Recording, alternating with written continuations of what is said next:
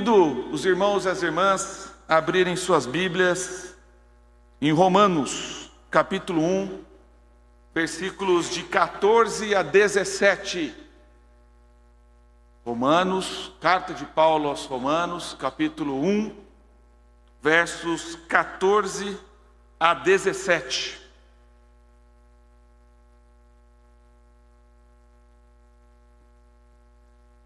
Assim diz a palavra de Deus para a nossa meditação nesta noite. Pois sou devedor, tanto a gregos como a bárbaros, tanto a sábios como a insensatos. Por isso, quanto a mim, estou pronto a anunciar o Evangelho também a vocês que estão em Roma. Pois não me envergonho do Evangelho, porque é o poder de Deus para a salvação de todo aquele que crê, primeiro do judeu e também do grego. Porque a justiça de Deus se revela no Evangelho, de fé em fé, como está escrito, o justo viverá por fé. Senhor Deus, lemos a Tua palavra. Muito obrigado porque temos acesso a essa palavra. Muito obrigado porque estamos aqui reunidos para também aprendermos mais do Evangelho. Temos mais base para vivermos de fé em fé nessa caminhada com Cristo. Usa minha vida nesse momento, de todos esses meus irmãos e minhas irmãs, para que possamos sair daqui desafiados com a Tua palavra. É a nossa oração em nome de Jesus. Amém. Amém. Qual foi a maior dívida que você já assumiu na sua vida? Qual foi a maior dívida que você já assumiu? Talvez você pense num financiamento imobiliário, num empréstimo, na compra de um carro, financiamento estudantil, talvez numa dívida empresarial. Mas eu quero também ampliar um pouco essa pergunta, para sair da conotação monetária e financeira, e perguntar qual foi a maior responsabilidade que você já assumiu na sua vida? Casar? Ter filhos? Cuidar dos pais? Liderar uma empresa? Dar um aviso difícil para alguém? Comunicar para a pessoa: olha, preciso dizer que seu filho, seu marido, sua esposa faleceu. Exercer um cargo público, assumir uma função na igreja. Qual foi, meu irmão? Qual foi, minha irmã? Essa maior responsabilidade que você já assumiu na sua vida.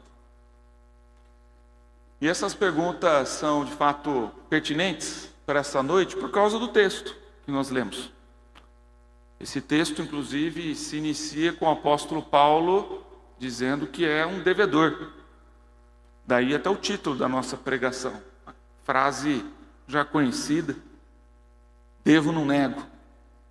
Até a Ariane, que prepara a parte informática da nossa igreja, falou: pago quando puder. Mas é uma frase conhecida: devo, não nego. Sabe, Valdir, pensei até uns títulos alternativos. Por exemplo, somos todos corintianos. Todos endividados. Nosso lado corintiano. Agora lá, Rodrigo Falsetti, nome no Celrasa. Não? Celrasa. Poderia ser devo, então prego. Ou, agora um nome um pouco mais pertinente, carro forte. Transporte de valores. Mas ficou o devo, não nego. Porque de fato, nesses 4 versículos, o apóstolo Paulo vai destacar, primeiramente, a sua situação de devedor. Sou o devedor. Sou o devedor, ele está dizendo. querendo falar até que a sua identidade, ele se apresenta como um devedor. No verso 15, ele vai trabalhar que está pronto, estou pronto para anunciar o Evangelho. Depois, no versículo 16, não me envergonho do Evangelho. E termina no versículo 17 dizendo, viverei pela fé. 4 expressões, 4 frases que eu gostaria de compartilhar com os irmãos nessa noite. Eu sou o devedor, você é devedor. Estou pronto, você está pronto. Não me envergonho do Evangelho, você também não se envergonha do Evangelho. E viverei pela fé. A começar pelo versículo 14, quando Paulo se intitula aqui como um devedor, Paulo não está dizendo que ele estava numa condição de devedor, que ele fez, que ele contraiu uma dívida, ou que ele não disse eu tenho uma dívida. O verbo aqui empregado, inclusive no grego, é bem este, eu sou, para reforçar essa sua condição, seu status, sua situação de devedor. E aqui é óbvio, meu irmão e minha irmã, que o apóstolo Paulo não estava se referindo a dinheiro, ele não estava dizendo que ele era devedor de impostos, que ele é devedor de empréstimos de dinheiro, que ele comprou uma casa e tinha que pagar em prestações. Não, ele está se referindo aqui à sua responsabilidade, ao seu dever de anunciar o Evangelho.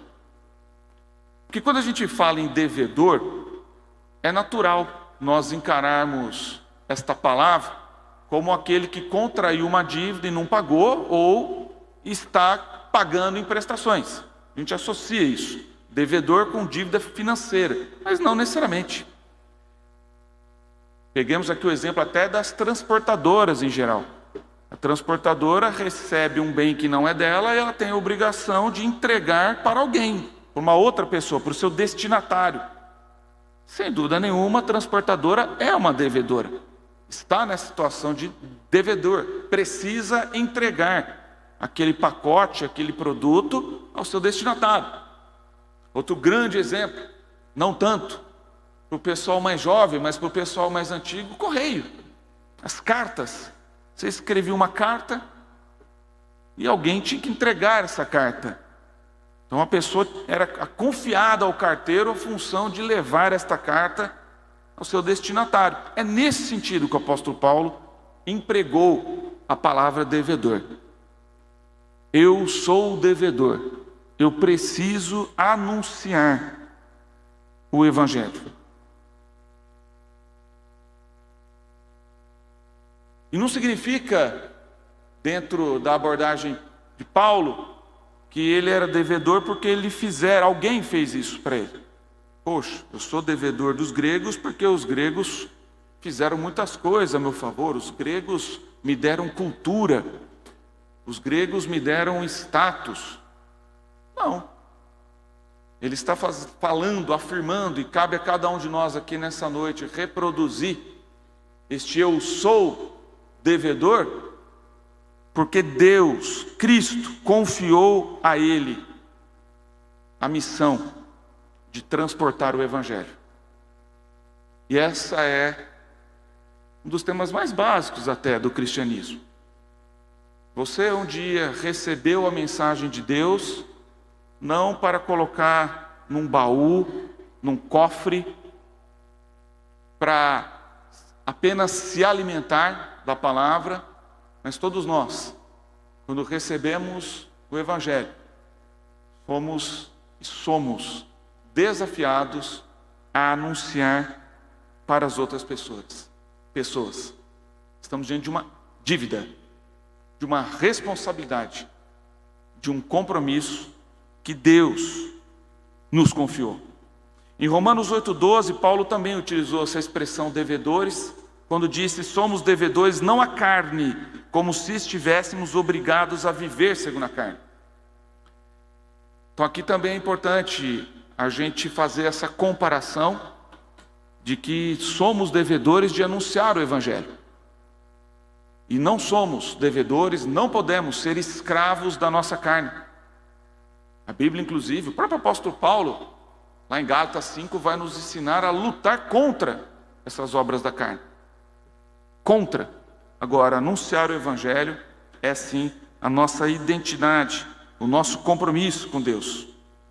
Em Gálatas 5:3, o apóstolo Paulo vai falar de devedores da lei, que se deixam circuncidar. Ou seja, vai se referir a devedores legalistas. Eu tenho uma cartilha para cumprir, e não é isto que o Evangelho está nos levando a fazer. Nós devemos propagar o Evangelho. Em 1 Coríntios 9:16, Paulo fala: se anuncio o Evangelho, não tenho de que me gloriar, pois sobre mim pesa esta obrigação. Porque ai de mim, se não pregar o Evangelho. Ai de mim, se não pregar o Evangelho. Com certeza é um temor do Senhor aqui. É uma mensagem que Paulo está passando e compartilhando com todos nós essa noite. Você tem pregado, anunciado este Evangelho? Ai de você, ai de mim, se nós não estivermos cumprindo essa nossa missão, se nós não estivermos cumprindo essa nossa identidade de sermos devedores.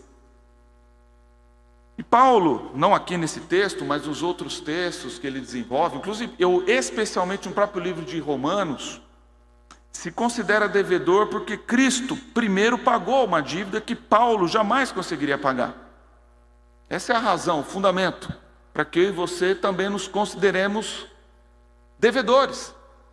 Somos devedores porque estávamos destinados ao inferno, a uma separação eterna de Deus.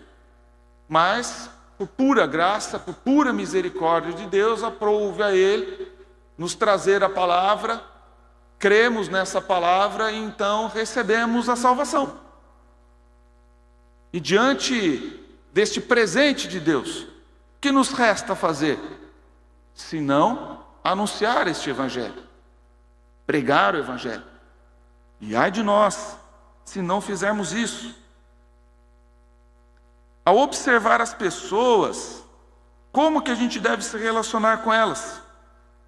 Aqui, interessante esse ensinamento de Paulo, porque nos ensina como nós devemos observar as pessoas.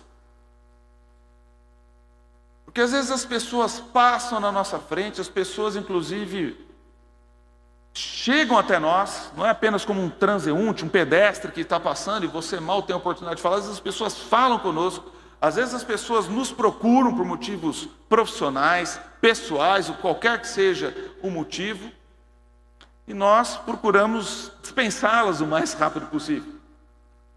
Queremos papo, não queremos saber isso. O apóstolo Paulo vai dizer, cuidado aí, porque a gente tem que ter essa percepção de que cada pessoa é uma credora nossa, cada pessoa é uma pessoa que Deus está colocando na nossa frente para anunciarmos o Evangelho. Nós não podemos restringir essa pregação do Evangelho dentro de 4 paredes de uma igreja. Nós devemos pregar aqui na igreja? Obviamente que sim, claro que sim. Também não podemos restringir nas nossas casas. Claro que temos que anunciar o Evangelho dos nossos cônjuges, dos nossos familiares, filhos, mas não é apenas para eles. No ambiente de trabalho, não, ambiente de trabalho é uma coisa, cristianismo é outro. Não. E cada vez mais eu percebo, tenho aprendido na vida, que muitas vezes Deus te colocou num ambiente de trabalho, numa sala de aula, exatamente para te dar oportunidades de pregar o Evangelho. Deus colocou pessoas que às vezes vão te perseguir, para que você pregue o Evangelho para ela. Deus pode colocar pessoas ao seu redor talvez até para atazanar a sua vida, para te levar para caminhos distantes do Senhor, para te levar para o mau caminho, mas Ele também te colocou ali para que você pregue o Evangelho para essa pessoa.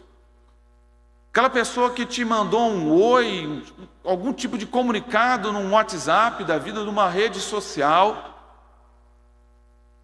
quem sabe não é mais uma oportunidade que Deus está colocando na sua vida para que você anuncie o Evangelho para ela. Ou seja, quando a gente vê pessoas, cuidado para a gente não ver apenas cifrões. Deixa eu ver o que eu posso ganhar de dinheiro com essa pessoa. Deixa eu ver que tipo de vantagens essa pessoa pode me oferecer. Porque isso certamente é uma percepção carnal, uma percepção de alguém que só quer saber o próprio bem, que só quer ser um espírito caçador, que só quer caçar a pessoa, tirar proveito de outras pessoas. O apóstolo Paulo aqui vai nos convidar a sermos semeadores, a sermos pessoas que vão abençoar outras, que vão propagar o Evangelho a outras pessoas. Vamos ser carros fortes. Porque imagina, eu não tenho nem ideia quanto que um carro forte seja capaz de carregar de dinheiro, né? De milhões, talvez, de reais. Imagina o valor, por isso que tem segurança, vigilância armada. Inclusive, vigilância armada aprovada, inclusive, se tiver qualquer situação diferente, eles estão autorizados. Mate a pessoa. Na dúvida, mate. Enquanto isso, nós carregamos no nosso corpo, na nossa mente, na nossa alma, nós carregamos aquilo que é o maior valor do planeta, de todos os lugares possíveis e imaginados, que é o Evangelho. Você é um carro forte, meu irmão, minha irmã.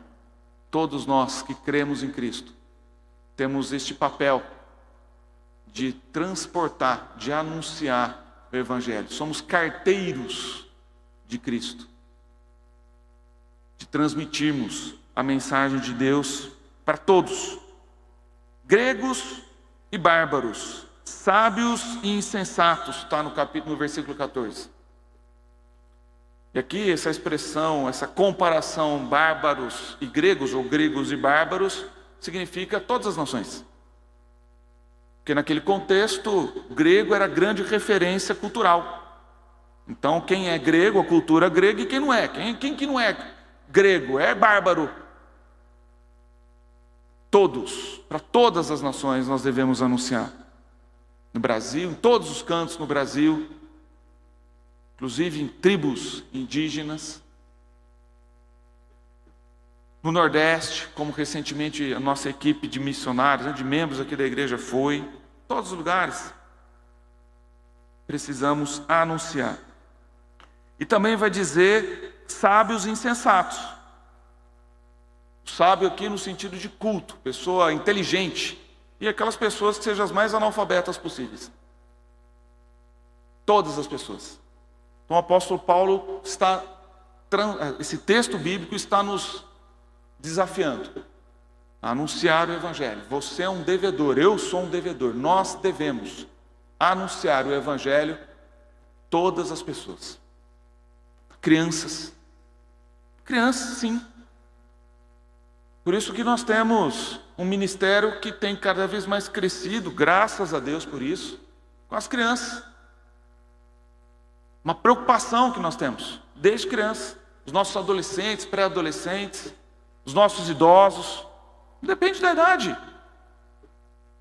depende da cultura. Uma criança analfabeta recebe o Evangelho, anunciamos o Evangelho para essa pessoa. Cristo nos confiou um tesouro. O cristão é como um carteiro, uma transportadora de valor. Você recebe uma carta, uma mensagem destinada a outra pessoa, e enquanto não a entrega, continua responsável por ela. Este é o pensamento do apóstolo Paulo. E aí vem uma pergunta que eu faço para vocês, que eu fiz para mim também nessas últimas semanas. Nós temos selecionado esses nossos devedores, porque anunciar o Evangelho para uma pessoa que é da sua família, por exemplo, um filho, um cônjuge, assim, me parece até, não sei se é óbvio. Então, se você não faz isso nem com teu filho, nem com teu cônjuge, meu Deus. Você só tem selecionado para aqueles que são seus amigos mais próximos, amigos mais chegados do que irmãos? Que tipo de seleção você tem feito? Que tipo de filtro? Filtro que seja bem claro, filtro antibíblico. Porque a mensagem é pregar o Evangelho a todos. A todos. Gregos e bárbaros. Cultos e incultos. Amigos e até inimigos. O próprio Jesus disse, ame seus inimigos. A pessoa te persegue, ame, caminhe mais um pouquinho com ele. Quem sabe, ao não revidar o seu inimigo, né, a pessoa que está te perseguindo, essa pessoa você não coloca brasas vivas na cabeça dela, essa pessoa um dia se encontra com Cristo, tem acesso a este valor, à santidade de Deus. Somos devedores até de autoridades públicas, viu? Autoridades políticas. Também, você querendo ou não, você engolindo isso ou não, devemos orar pelas nossas autoridades. Somos devedores. O cristão deve orar pelas autoridades. Se você não ora pelas autoridades, independentemente do seu gosto, pecado, você está omitindo. E precisamos observar as pessoas que estão carecendo da nossa ajuda. Quem são esses nossos devedores na prática, né? Essas pessoas que Deus vai colocando no nosso caminho. E aí cabe a nós orar, ajudar, chorar, sorrir, doar, contribuir, explicar para essa pessoa. Precisamos comunicar o Evangelho de todas as formas possíveis. Precisamos fazer coisas para o bem das pessoas. Fazer aquilo que estiver nas nossas mãos, ao nosso alcance. Proteger pessoas. Repartir coisas. Nossa irmã Gabriela Carvalho, que foi para a viagem missionária da Paraíba, contou para mim que o que mais assim chamou a atenção dela na viagem foi nos últimos dias em que eles foram na casa de uma senhora, uma casa distante, bem distante, uma fazenda. E essa senhora falou, olha, faça um culto na minha casa. A pessoa não tinha nada para oferecer. Repartiu a casa. Abriu as portas da casa. Eu quero anunciar o Evangelho. E é uma senhora que só recentemente conseguiu comprar uma moto, mas ia de carona para a igreja. Chegava a demorar 2 horas. E ela ia, parece que de 15 em 15 dias, ou de mês em mês, ia para a igreja. Mas ia para aprender e anunciar o Evangelho. E eu louvo a Deus, meus irmãos, minhas irmãs, também, porque aqui na nossa igreja, na primeira IPI de Bauru, eu tenho percebido essa responsabilidade de proclamar o Evangelho, mesmo entre adolescentes da nossa igreja, os jovens da nossa igreja. Hoje cedo aqui, conversando com a missionária Roberta, ela estava dando um testemunho de que o filho dela, tem uma admiração muito grande por um jovem da nossa igreja. E eu falei, interessante, porque esse jovem da sua igreja, por sua vez, admira o outro jovem, que foi tutelado por um jovem. Que coisa linda, que coisa maravilhosa. Os nossos adolescentes, nossos jovens, desde cedo, entendendo que são devedores de anunciar o Evangelho. No nosso programa de membresia, o Assim Cremos, nós temos alguns adolescentes, alguns jovens tutelando. E eu tenho certeza que isso é porque já estão com um senso, essa identidade de que são devedores de anunciar o Evangelho. Quem recebeu o Evangelho tornou-se despenseiro do Evangelho. A graça recebida gera uma dívida de amor. Não somos donos do Evangelho. somos transportadores do Evangelho. O Evangelho não foi dado para ser guardado, mas compartilhado. A mesma cruz que salva o sábio, salva o simples.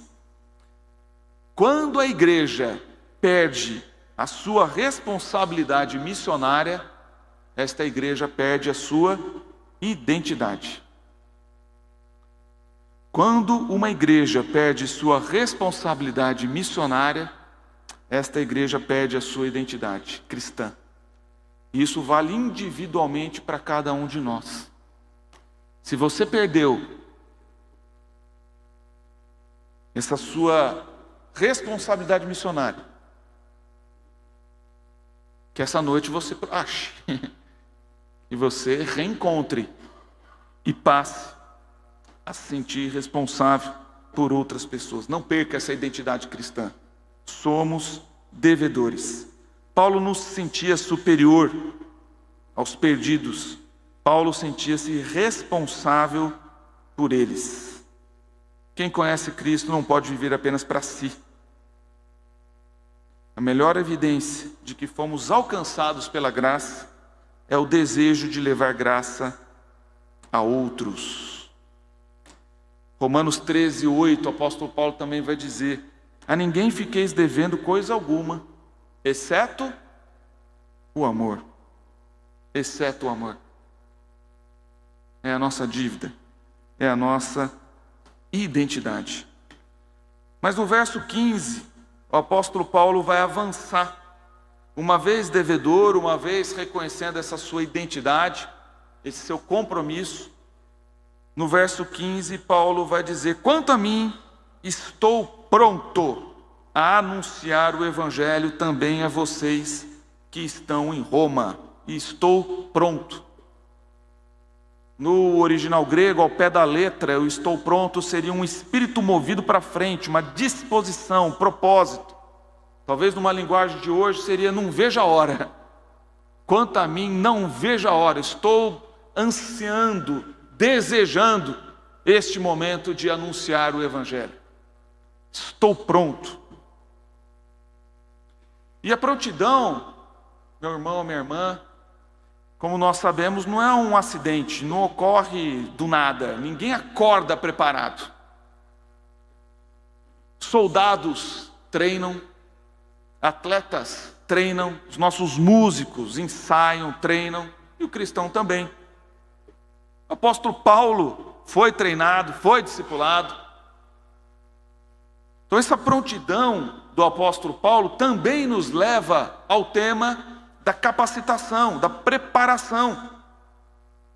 O estou pronto pressupõe ou implica num treinamento, exercícios, afinamentos, um progresso na nossa santificação.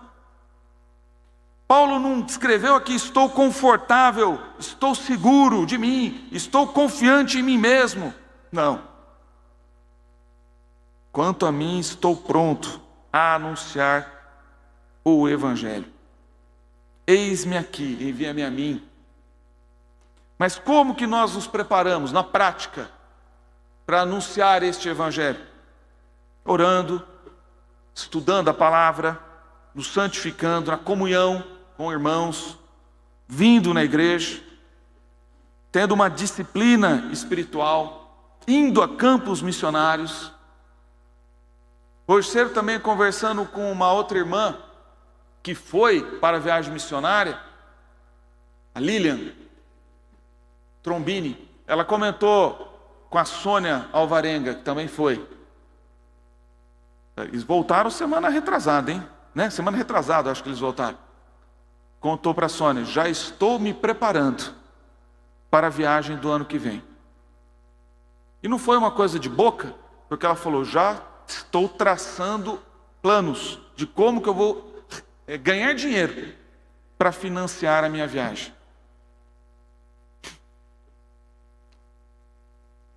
Estou pronto a anunciar o Evangelho. O apóstolo Paulo disse: quanto a mim, estou pronto. E a pergunta para cada um de nós: e quanto a você? Está pronto para anunciar este Evangelho? todos? No verso 16, Paulo vai dizer: não me envergonho do Evangelho. Coragem do apóstolo Paulo. Nós temos talvez aí 3 tipos de pessoas. Um tipo de pessoa que é uma vergonha para o Evangelho.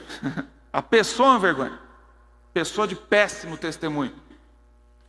Uma pessoa, isso até infelizmente também já aconteceu comigo, você conversa com a pessoa: e fulano? Fulano é da minha igreja.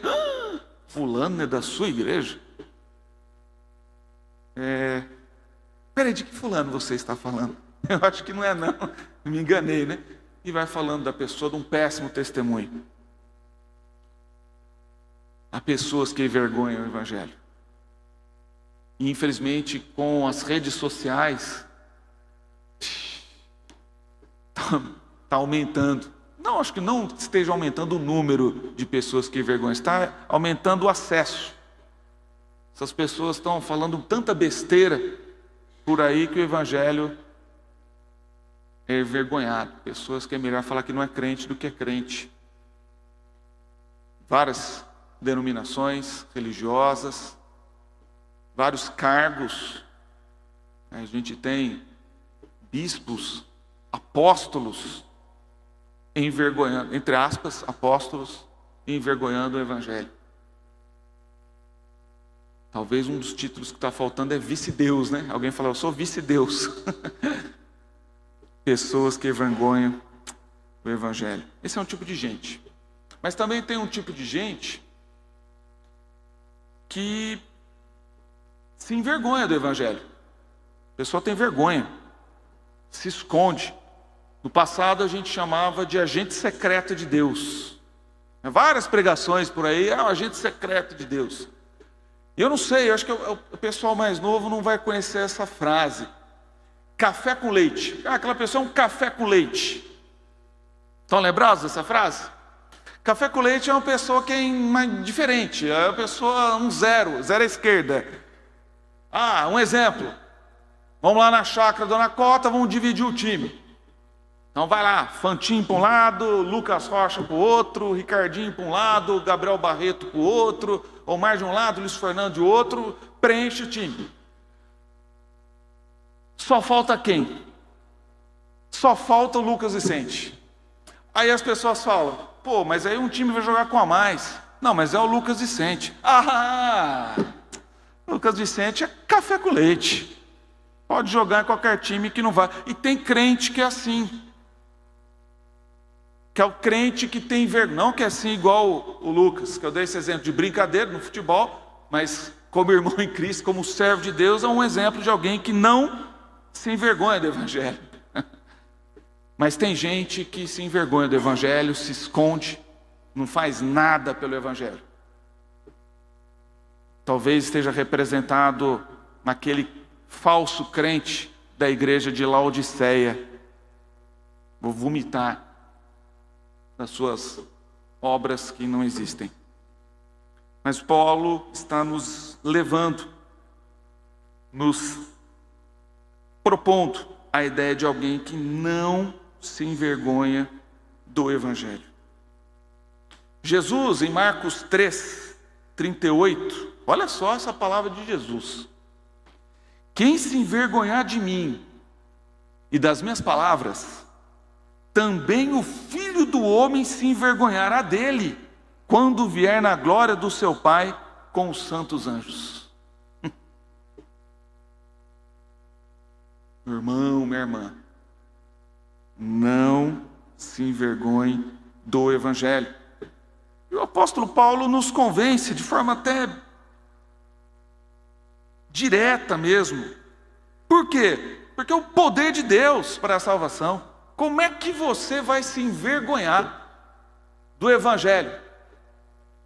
Se você realmente conhece o Evangelho, se o Evangelho de fato fez sentido para você, se você crê na palavra do Evangelho, o que a Bíblia diz é impossível você ficar indiferente.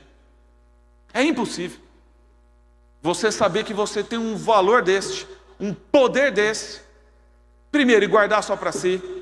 É impossível você reconhecer um poder dessa magnitude e ainda ficar com vergonha, se omitir de anunciar este evangelho. A palavra utilizada por Paulo para poder, dinamis, é o que gerou na nossa língua atualmente dinamite. Não que Paulo se referiu a dinamite, que a dinamite é de 1866, bem depois, mas para dar um alcance dessa palavra poder, como algo milagroso, algo extraordinário, de grande poder. Para os jovens é o omnitrix de Deus.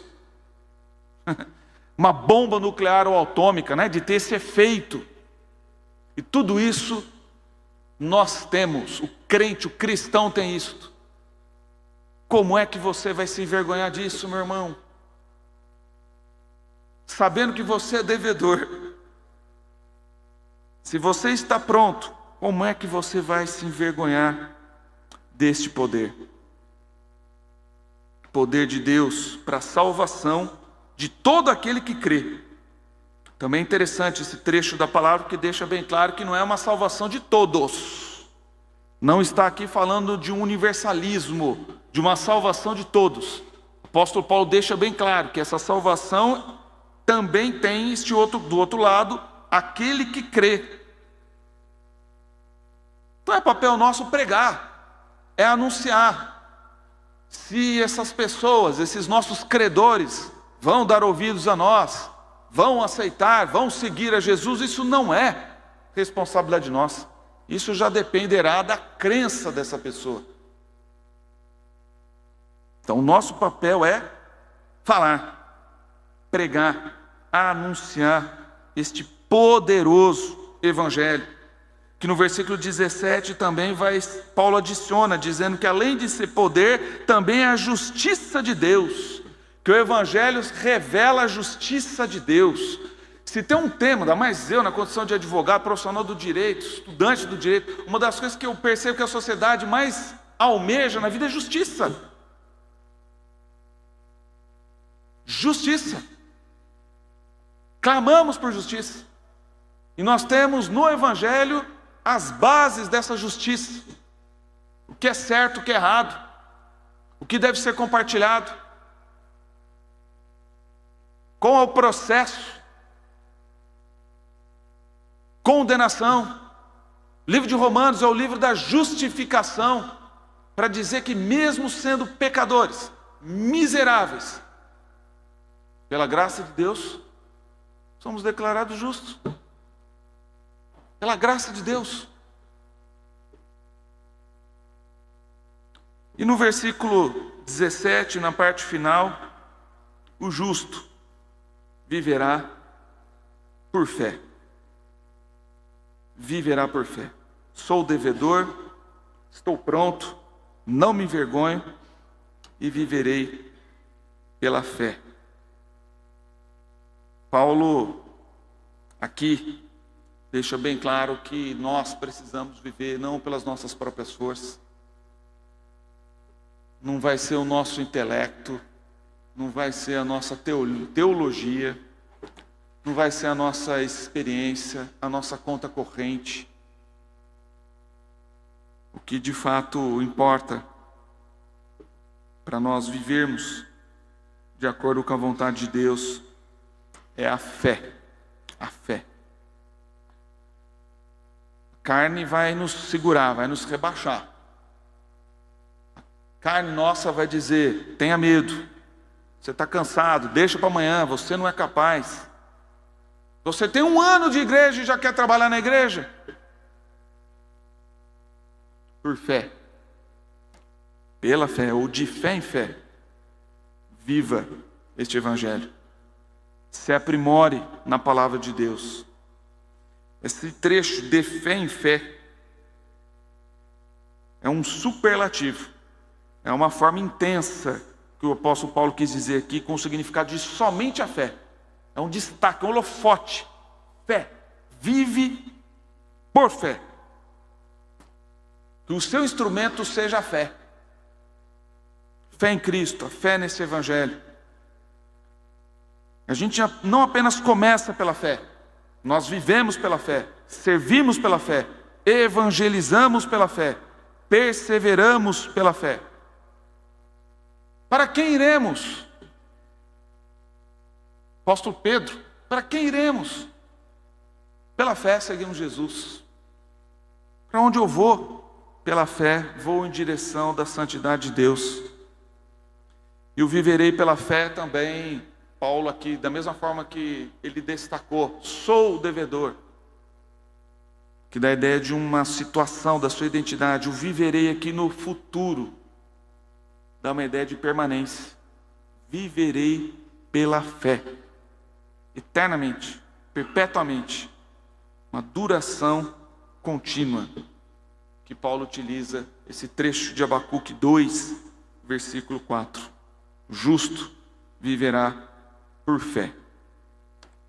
A vida cristã, meu irmão, minha irmã, não é sustentada pela força da nossa convicção, mas pela grandeza daquele em quem confiamos. O Evangelho não apenas nos torna devedores, ele também nos capacita a cumprir essa dívida, essa responsabilidade, pela fé. Quem encontra Cristo, pela fé, passa a viver uma nova identidade, uma nova situação. Sou o devedor. Quem encontra Cristo, pela fé, recebe uma nova disposição, capacitação e preparação. Estou pronto. Quem encontra Cristo, pela fé, recebe uma nova coragem, uma nova força. Não me envergonho desse poder. E quem encontra Cristo, pela fé, recebe um novo propósito, uma nova direção ou motivação. Viverei pela fé, de fé em fé. Porque antes de sermos devedores de homens, de mulheres, de todas as culturas, de todas as nações, éramos devedores da justiça de Deus. Mas Cristo pagou integralmente essa dívida na cruz. Agora, libertos da condenação, tornamo-nos mensageiros, transportadores, carteiros dessa graça. Não para pagar pela salvação, que isso foi pago por Jesus Cristo na cruz, mas porque fomos salvos. Cristo assumiu nossa dívida diante de Deus para que assumíssemos nossa responsabilidade diante do mundo. E eu quero finalizar com a pergunta que eu fiz no início. Qual é a maior dívida que você já assumiu? Qual é a sua maior responsabilidade neste mundo? Espero que esse trecho da palavra de Deus tenha nos chacoalhado, tenha nos desafiado, para que a gente entenda qual é ou onde está essa nossa dívida, sua identidade. Você se prepare, que você não se envergonhe, que você viva pela fé.